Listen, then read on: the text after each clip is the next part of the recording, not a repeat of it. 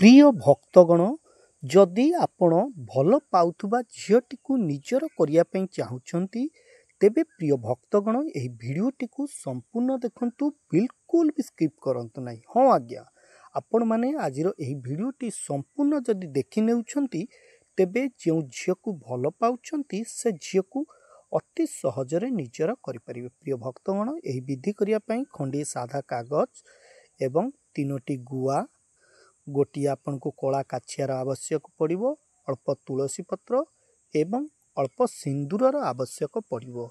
एही किछि सामग्री द्वारा आपण से झील को निजर करिपारिबे। प्रिय भक्तगण प्रथमे मु जेउपरि भाबे साधा कागज रे गोटे बॉक्स तैयारी करछि, जो त्रिकोणी भाबे करछि ठीक त्रिकोणीय भाबे करिवे एवं मु राजू जोठी लिखिछि राजू जगार आपण निजर नाम लिखिबे एवं आपण कौन करेंगे ना राजू जगार आपण निजर नाम लिखिले आपण निजर नाम लिखि सारे पर भल पाउथुवा झीर नाम लिखिबे, हृदयम तद्वर्ष्यम लिखिने एवं यापर जो 3टी गुआ नहीं सही 3टी गुआ को 3 कोणरे रखिने, गुआ 3टी को 3 कोणरे रखिने एवं यापर आपण माने जो कला काछियाटी रखी नहीं सही कला काछिया को आपण मझिरे रखिबे।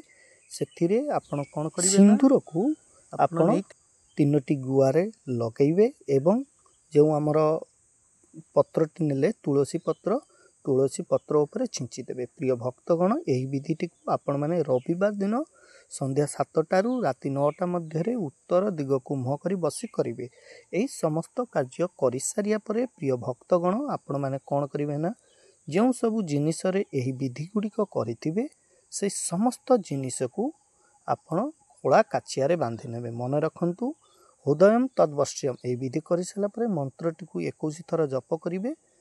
जप कर सारी आपन को जो दिग को कहली जो दिन कहली ठीक सही दिन सही दिग से समय आपन विधि करेंगे। विधि कर सारे पर ए समस्त जिनिस को कला काछियारे बांधि नेबे एवं आपण निज घर पछपटे एक छोटिया गात खोली पोति नेबे। प्रिय भक्तगण एपटे आपण यही विधिटी कर सारे सेपटे झीटी आपणक विषय रे भाविया लगे 2 ରୁ 3 घंटा मध्य से झील जेकोसी जगार थाउना कहीं किछि ना किछि उपाय आपण सहित से झील संपर्क रखिबो, संपर्क करने चेष्टा करिवो, फोन रे भी फोन करिवो किंबा घर पाखर थिले आपण को आसी देखा करिया को बाध्य होइबो। ते प्रिय भक्तगण आशा करे विधिटी को आपण माने बुझी पारिथिबे। धन्यवाद।